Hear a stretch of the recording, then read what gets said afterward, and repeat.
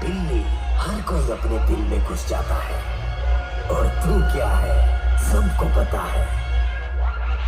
जेबी कौन है ये सारा इंडिया को पता है।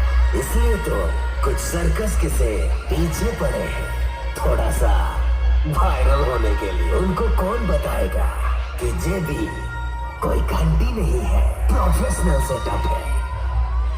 दूसरे से मांग मांग के लोग बेटा पहले खुद के पैर में खड़ा होना सीख ले, फिर ओपन चैलेंज करना।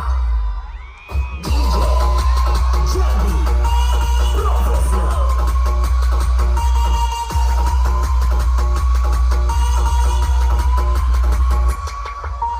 डीजे जेबी प्रोफेशनल।